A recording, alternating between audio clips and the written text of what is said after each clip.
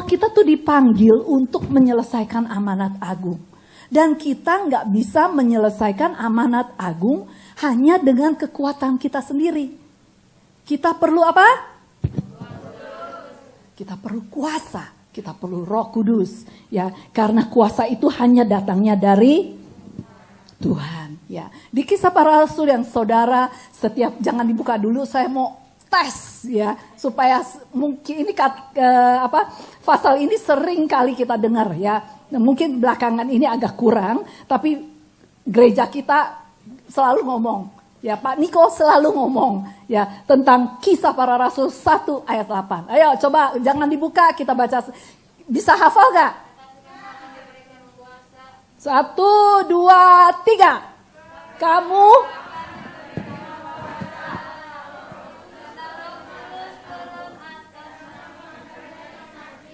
Ye, 100 untuk diri sendiri. Halo, ye. Yes, benar. Ya boleh sekarang udah buka, ya. Bagi yang belum hafal, ini wajib, ya. Wajib untuk GBI gitu, ya. GBI Gatot Subroto. Ya, bahwa kamu akan apa? Menerima kuasa. Menerima di sini ya saya kata-katanya kayak lebih pasif, ya, menerima gitu aja, tinggal terima.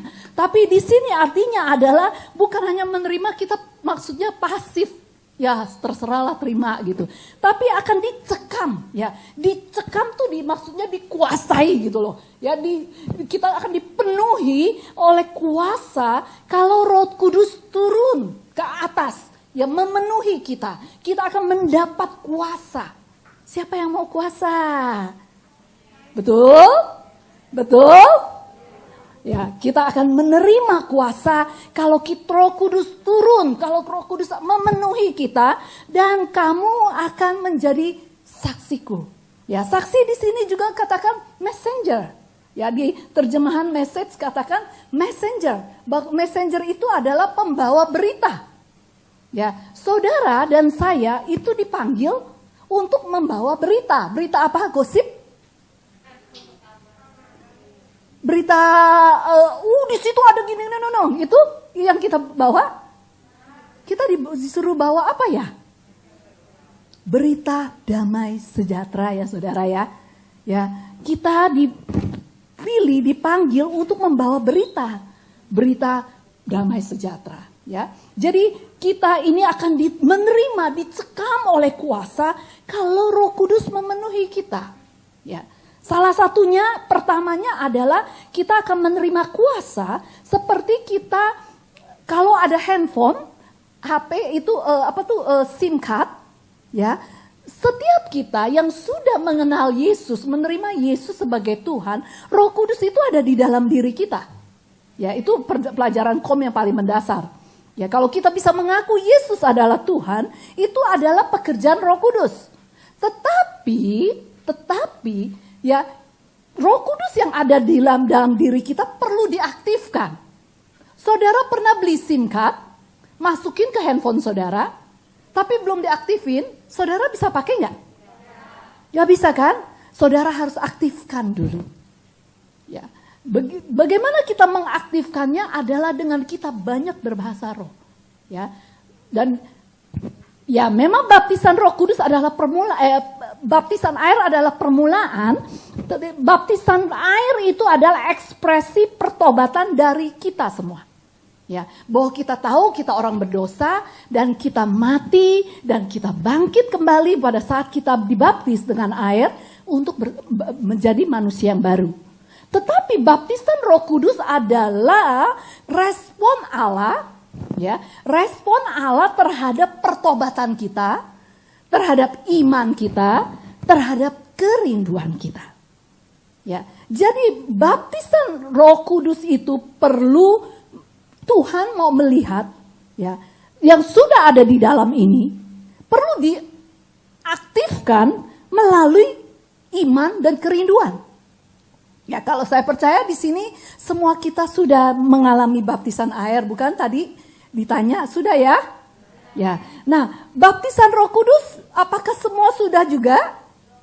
Ada yang belum? Coba saya mau tahu, angkat tangan kalau yang belum menerima baptisan Roh Kudus. Coba diangkat tangannya. 1, 2, 3, 4. 4 ya. Di belakang sudah semua ya? Oke. Nah, hari ini kita berdoa akan ada baptisan-baptisan Roh Kudus. Amin. Nah, bagi setiap kita yang sudah dibaptis Roh Kudus adalah kita perlu seperti kita telepon, ya. Telepon waktu kita beli baru-baru, ya. Kita masuk, kita harus charge dulu ya sampai 100%, bukan? Ya, sesudah itu kita pakai.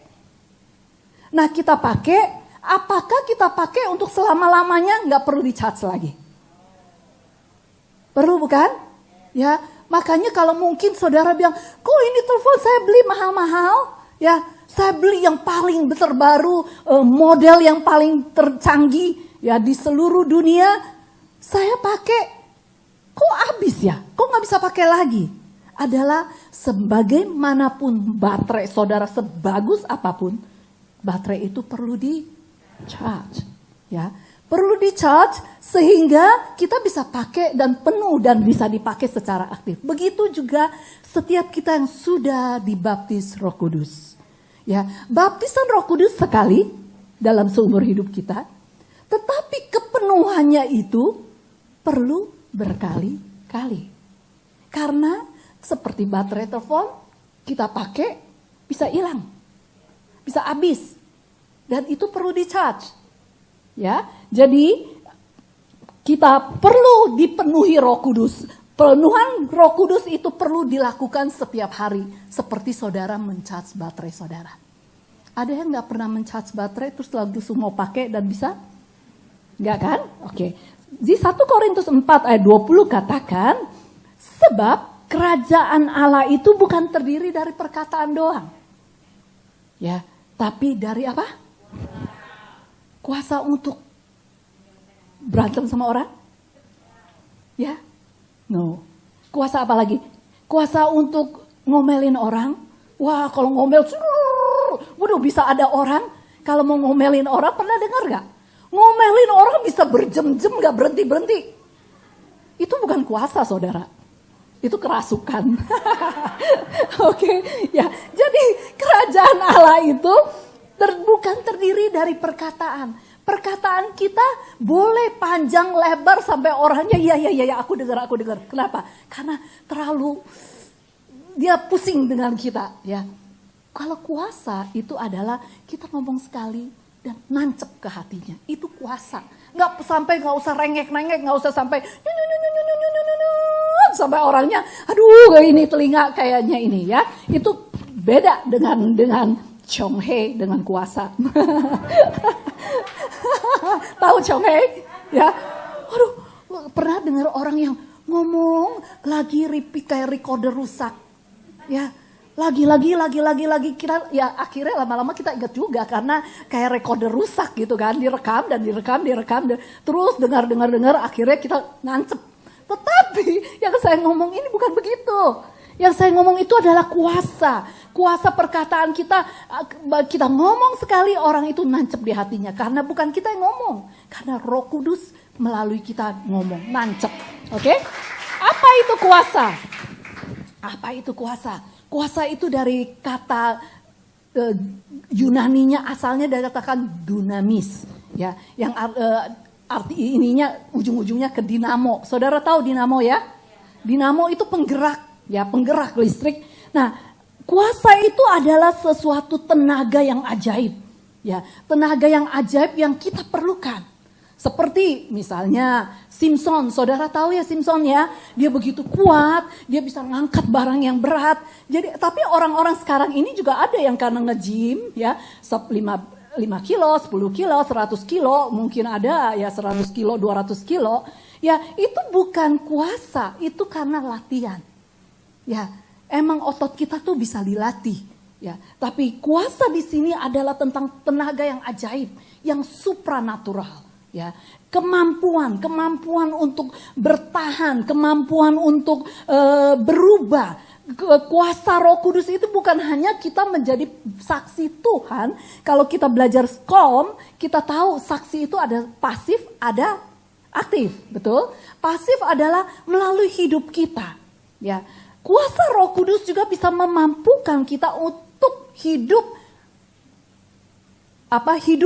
meninggalkan daging kita. Ya, hidup yang kudus, hidup yang dimampukan.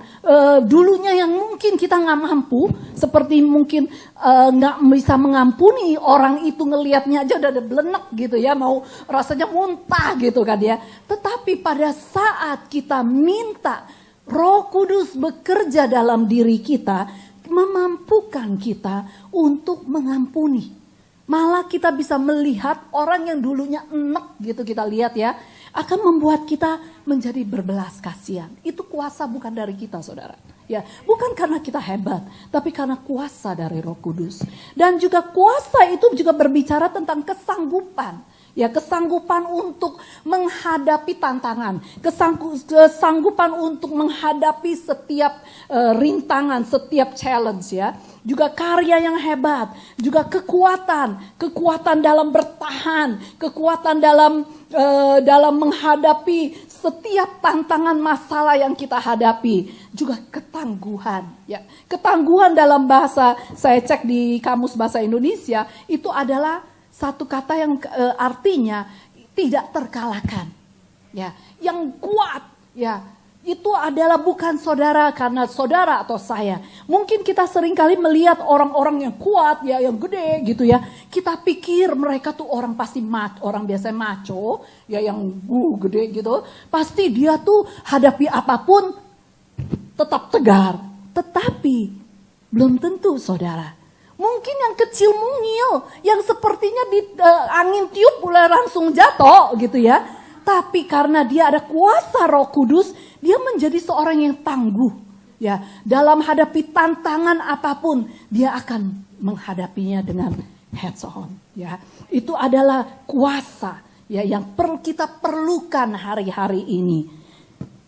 Di Kisah 4 ayat 29, untuk membuat seseorang bisa punya kuasa, ya, kita perlu banyak hal.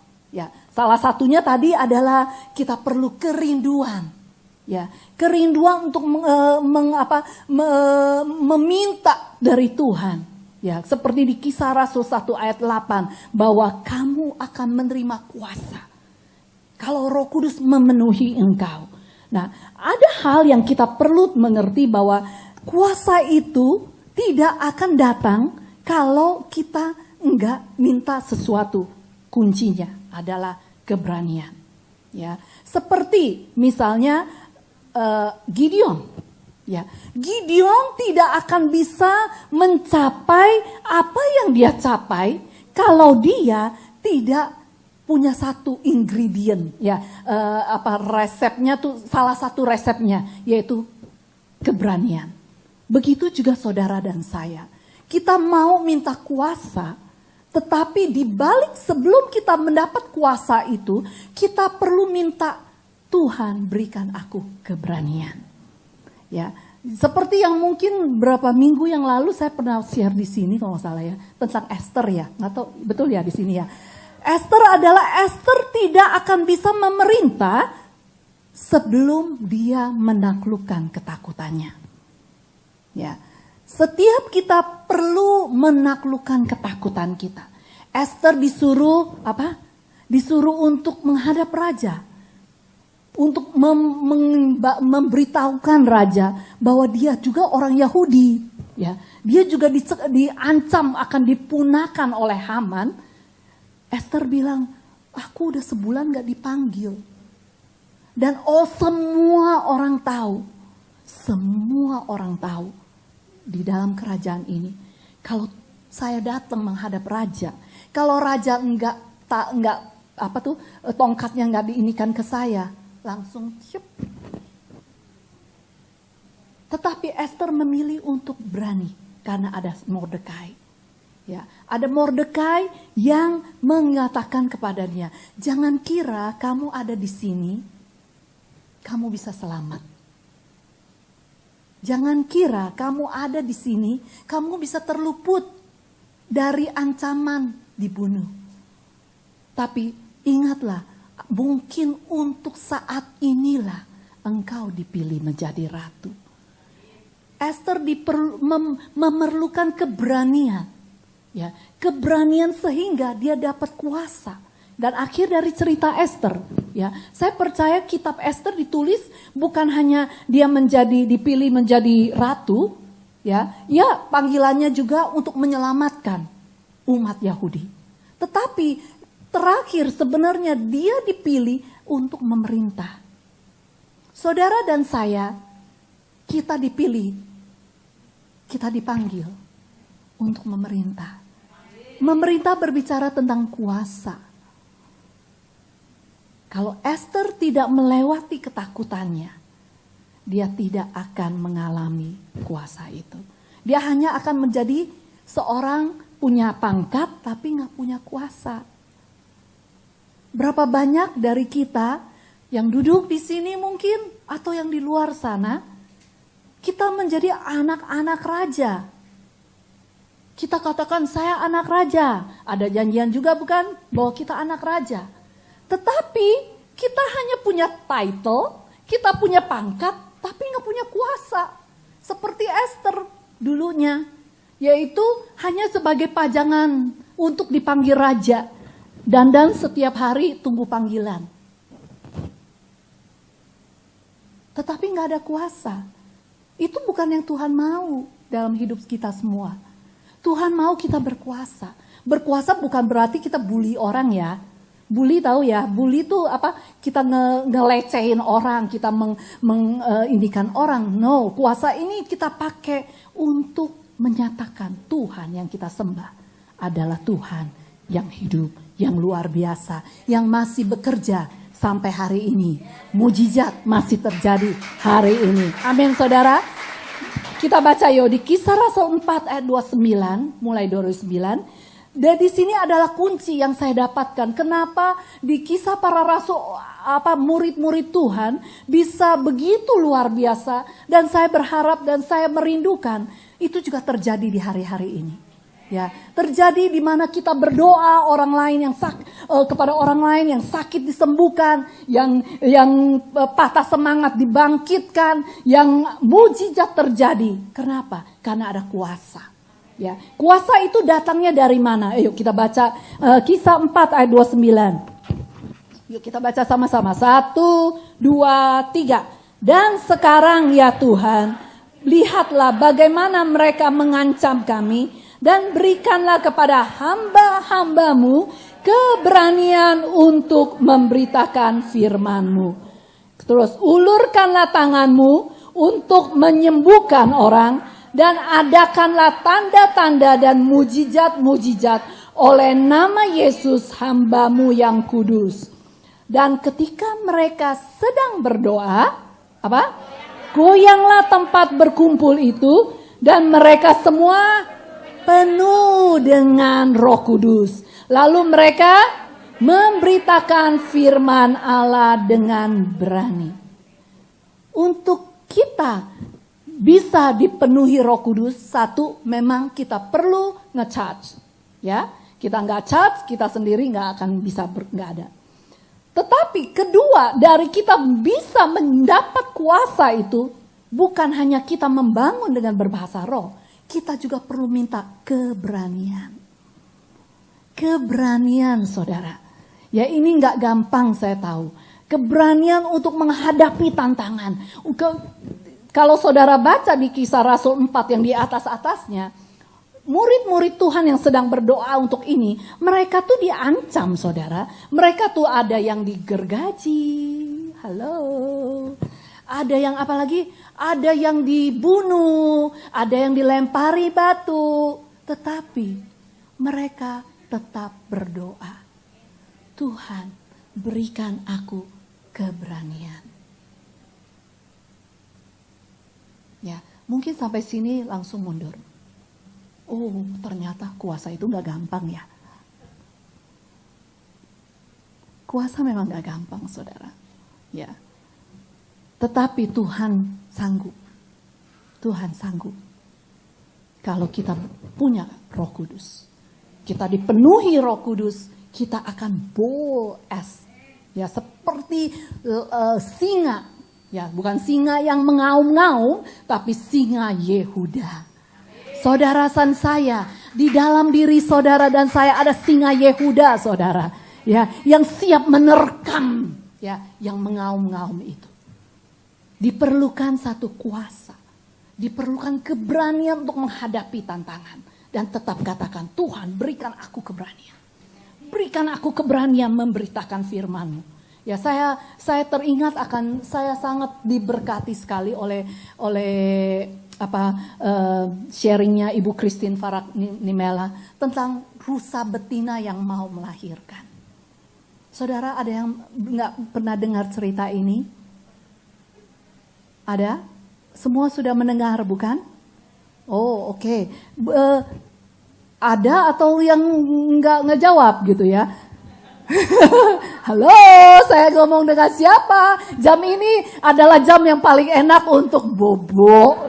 Ya, oke. Siapa yang nggak pernah mendengar cerita rusa betina yang mau melahirkan? Satu, jujur. Oke. Ya, ini menginspirasi saya, yaitu singa betina, ya, yang mau melahirkan. Dia itu sedang mau melahirkan, lagi pengen ngeden, ya, mau melahirkan. Tetapi dia lihat di kanan dia ada seorang apa? Pemburu. Berarti ngedengar perhati ya, memburu yang sedang lagi siap-siap memburu dia. Oke? Kanannya pemburu, kirinya ada lagi apa? Singa yang mengaum-ngaum, ya, yang mau memakan dia dan anaknya. Tetapi rusa ini apa yang dia lakukan? Saudara, kalau saudara dan saya menempatkan diri kita di posisinya si rusa betina yang sedang hamil, bagaimana saudara? Sana sini, waduh, langsung, gimana langsung tangkai lah. Tapi saya bersyukur dia tetap memilih untuk diam dan melahirkan. Apa arti dari cerita ini? Diperlukan orang-orang yang seperti itu. Diperlukan generasi-generasi Yeremia yang tidak takut akan ancaman apapun. Sini mati, sana mati. Saya bukan katakan kita diantam kematian, tapi persoalan yang menghimpit saudara dan saya kiri kanan. Apakah akan membuat engkau mundur? Hai generasi Yeremia. Hai generasi Yeremia. Hai generasi Yeremia. Oh, apapun yang kau hadapi kiri kanan, ada yang sedang mungkin mau menerkam engkau. Fokus. Hanya orang-orang yang fokus terhadap saya akan melahirkan. Saya akan melahirkan generasi-generasi yang berikut. Itulah generasi Yeremia, saudara. Ya, generasi Yeremia yang ditunggu-tunggu Tuhan. Saya percaya, saya sangat-sangat percaya pada saat generasi Yeremia ini yang biarpun diancam kiri kanan dan tetap fokus untuk melahirkan.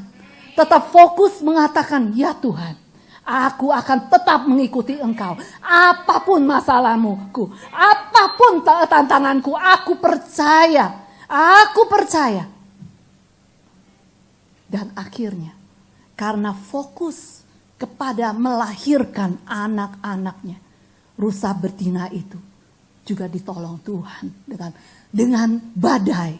Ya, ingat, percayalah. Pada saat kita fokus kepada panggilan kita, apapun yang menjadi halangan tantangan itu, Tuhan akan menolong saudara.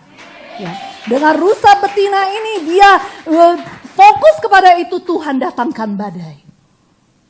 Tuhan datangkan badai sehingga yang menjadi pemanah, ya, yang mau membunuh rusa itu karena kilat, dia salah apa tuh, nggak bisa, kilat itu membuat kita silau, dia menjadi silau atau apa, sehingga pelurunya atau panahnya itu nancep kemana? Ke singa.